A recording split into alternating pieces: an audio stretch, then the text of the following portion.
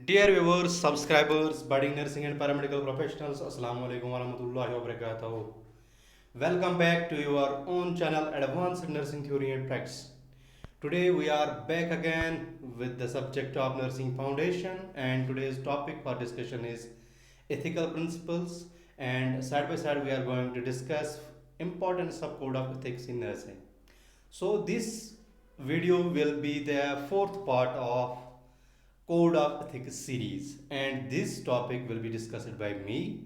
So before going to the actual topic of principles of Code of Ethics, or we can say ethical principles, we must know there are various principles that are used in various professions, and near about maximum of them remain same for each and every profession. So these are autonomy, fidelity, justice, then there is beneficence, then is non-maleficence, then there is veracity and deontological rules or ethics. We must know that ethical principles are based on morals, and there are two terms that are used interchangeably while discussing ethical principles. The two terms are morals and ethics.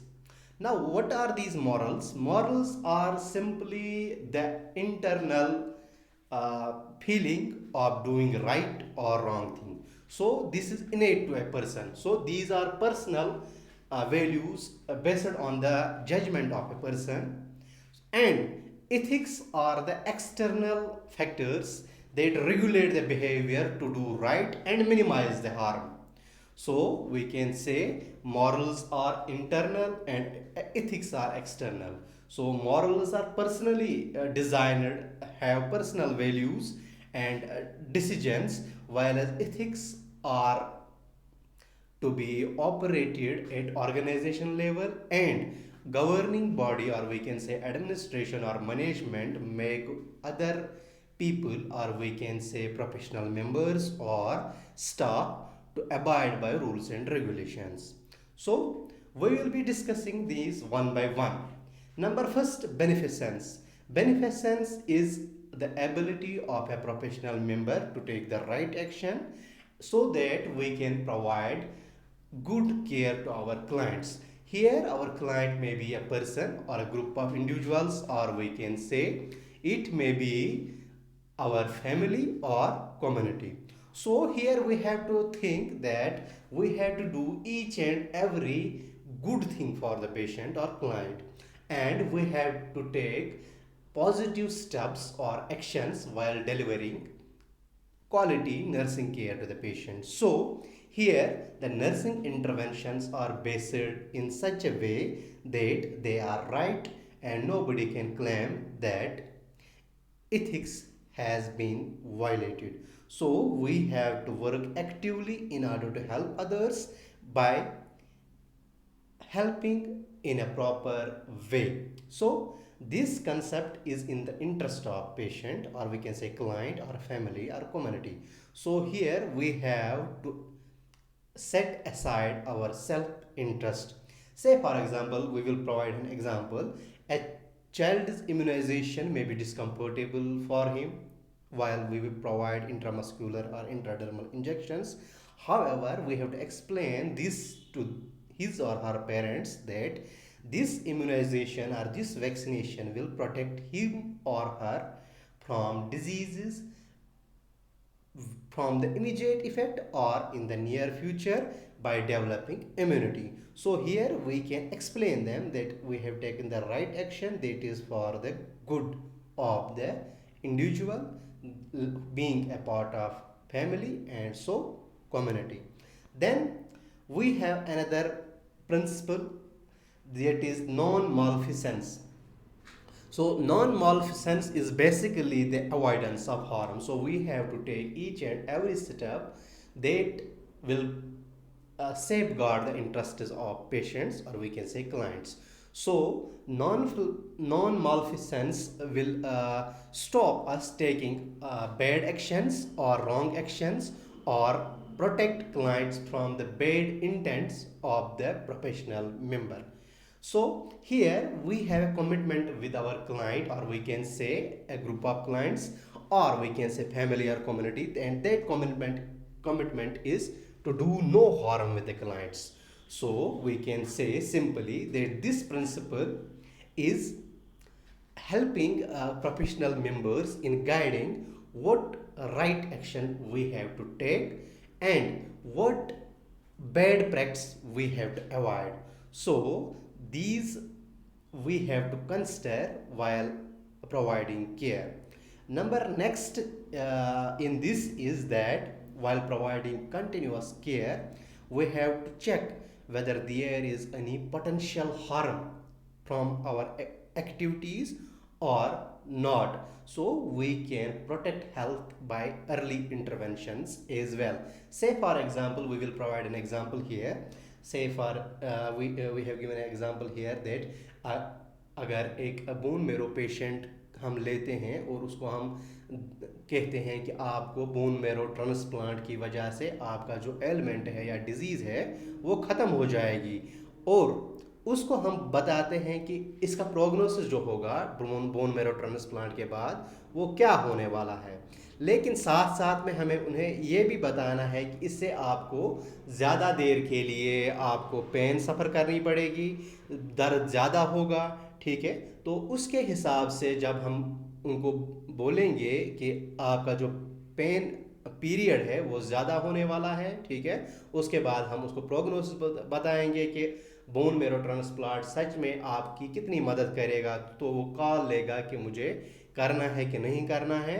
वो दोनों pros और cons को भी देखेगा और उसके बाद वो एक फैसला करेगा कि हमें इंटरवेंशन देनी है या नहीं देनी है। तो यहाँ से हम जो है हम अपने आप को या अपने पेशेंट्स को हार्म से बचा सकते हैं। तो इसके बाद जो नेक्स्ट है हमारा वो है ऑटोनॉमी। तो autonomy simply refers the independence और we can say self determination. Here we have to provide each and every right to our client whatever decision he or she makes for himself। यहाँ पे हम ये कह सकते हैं जो क्लाइंट है वो रिस्पॉन्सिबल होता है अपने ख्याल या अपने केयरिंग प्रोसेस में। ये केयरिंग प्रोसेस जो है हमारी या तो हेल्थ के रिलेटेड होगी या सिकनेस या हम इलनेस कह सकते हैं, उसको कम या दूर करने में हो सकती है। So simply we can say autonomy is allowing a client to take his own independent decision regarding the health status or interventions to be taken। सो यहाँ पे इसके बाद हम एग्जांपल दे सकते हैं कि अगर से फॉर एग्जांपल हम सर्जरी से पहले प्री ऑपरेटिव कंसेंट लेते हैं तो उस कंसेंट को हम इन्फॉर्म्ड कंसेंट कहते हैं। तो इन्फॉर्म्ड कंसेंट में हम पेशेंट को सारे रिस्क्स और बेनिफिट्स बता देते हैं, ठीक है, और उनको बोलते हैं कि अगर आप परमिशन देते हैं तभी हम आप ये प्रोसीजर कर सकते हैं, अगर आप ये परमिशन नहीं देते तो हम ये प्रोसीजर नहीं कर सकते। तो उसके बाद जो है अगर पेशेंट हमें वॉलंटरली कंसेंट देता है तभी हम वो प्रोसीजर कर सकते हैं या सर्जरी कर सकते हैं। एवं से फॉर एग्जांपल अगर हम नर्सिंग प्रोफेशनल्स की बात करें, अगर सिंपली हम इंट्रामस्कुलर या इंट्रावेनस इंजेक्शन दे रहे हैं तो उसके लिए भी हमें इन्फॉर्म्ड कंसेंट होना चाहिए। तो ये वाला जो है उसके बाद हम पेशेंट का वर्बेटम ले सकते हैं कि वो कराना चाहता है कोई प्रोसीजर या नहीं। अगर वो रिफ्यूज़ करता है तो हमें उसका जो है एहतराम करते हुए वो प्रोसीजर नहीं करना है। नंबर नेक्स्ट जो है हमारा वो है principle of justice. So this principle refers to principle of fairness। So simply we can say whatsoever the resources we have available in the stock, or we can say in the ward or in the unit, we have to use those similarly to a person belonging to highest strata of the society, and we have to use them for lowest strata of the society as well। So healthcare professionals have to take care of these things।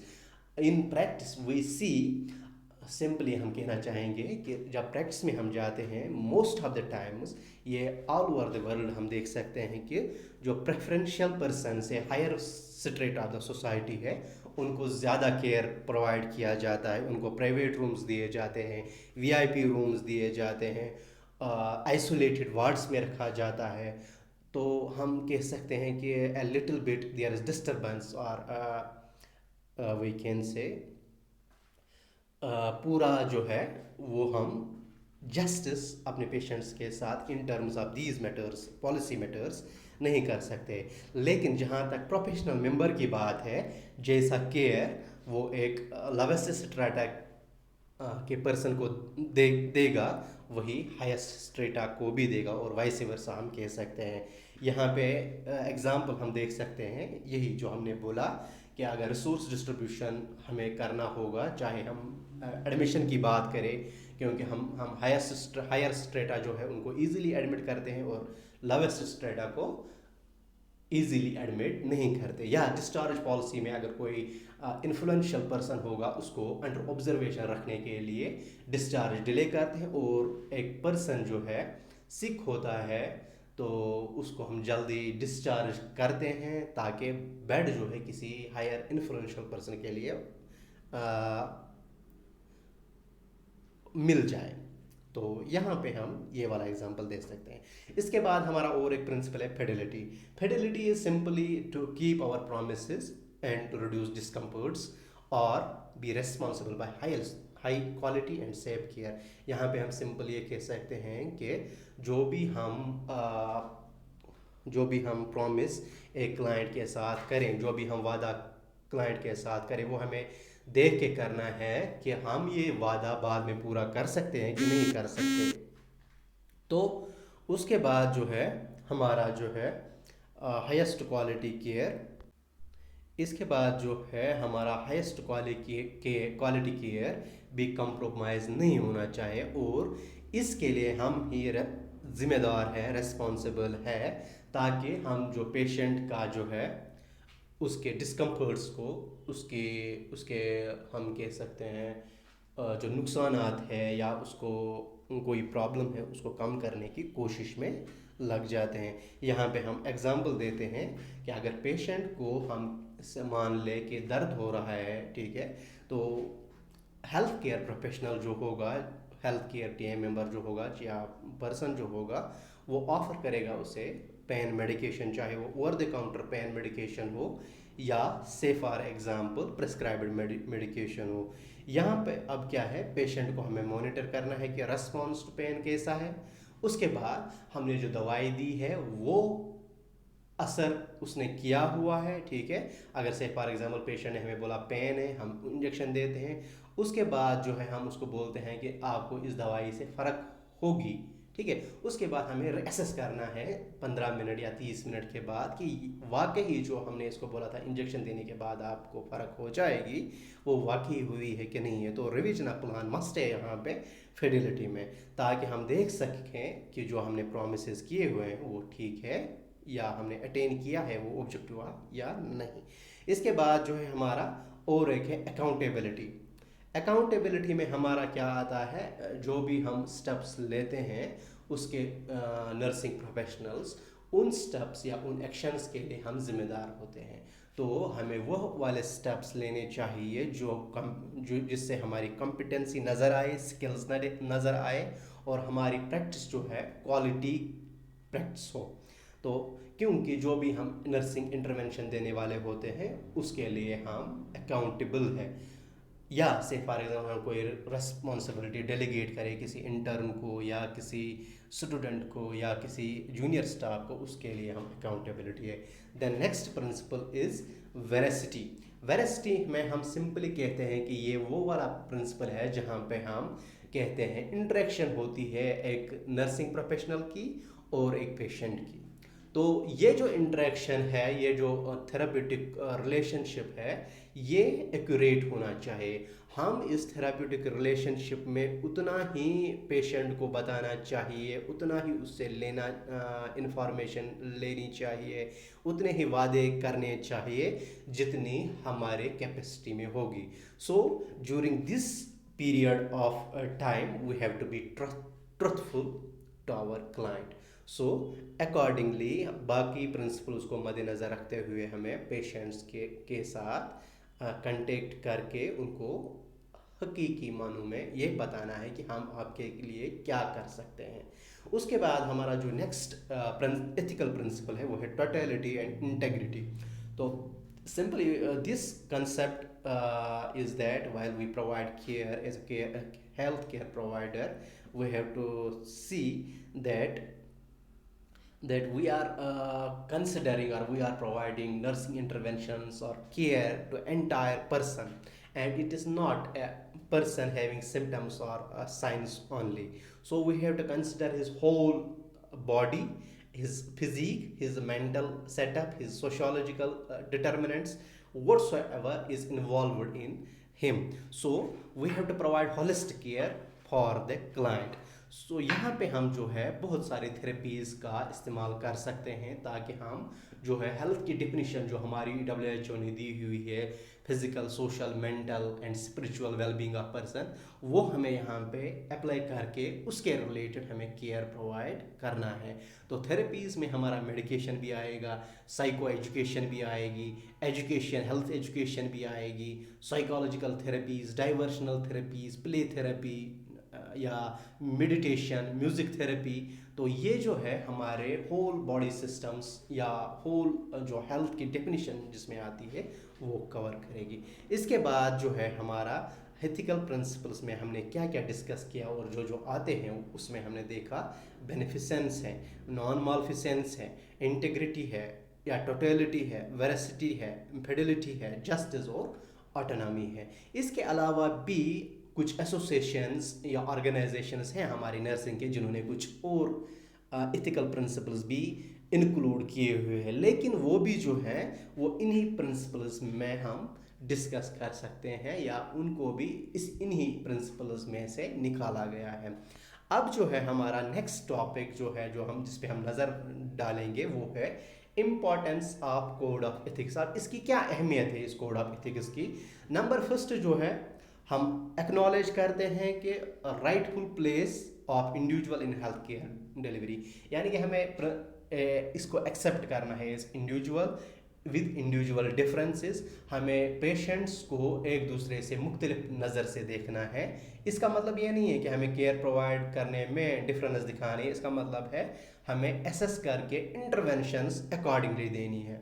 इसके बाद जो है हमें individual empowerment के लिए काम करना है ताकि वो अपने सेहतयाबी के लिए काम कर सके। उसके बाद जो है हमें कंट्रीब्यूट करना है क्वालिटी केयर, या हम जो है ऐसे प्रोटोकॉल्स बनाएंगे जिसकी वजह से हमारा क्वालिटी केयर जो है नर्सिंग में वो इम्प्रूव हो जाएगा। हमने जो है इसके बाद आइडेंटिफाई करना है ज़रूरियात, जहाँ चाहे थ्योरी में हो, प्रैक्टिस में हो, रिसर्च में हो, रिलेशनशिप में हो, एडमिनिस्ट्रेशन में हो या एजुकेशन सेक्टर में हो, कि हमें कहाँ कहाँ पे इम्प्रूवमेंट की ज़रूरत है और हमें कहाँ कहाँ पे जो है एथिकल प्रिंसिपल्स वो अप्लाई करके उनको ड्यू केयर प्रोवाइड करना है। इसके बाद जो है हमें जो है इन्फॉर्म करना है इंडिविजुअल्स को, फैमिलीज़ को, कम्युनिटीज़ को, अदर प्रोफेशनल्स को कि नर्स की क्या एक्सपेक्टेशंस है इनके साथ, या हमें वाइस वर्सा भी देखना है कि जो हमारे क्लाइंट्स हैं या फैमिलीज़ हैं, कम्युनिटी है या हेल्थ केयर टीम है, उनको क्या लगता है एक नर्सिंग प्रोफेशनल से और वो क्या चाहते हैं कि एक नर्सिंग प्रोफेशनल कैसा होना चाहिए और वो क्या क्या अच्छे अच्छे काम बेहतरी के लिए, क्वालिटी नर्सिंग प्रोवाइड करने के लिए करने चाहिए।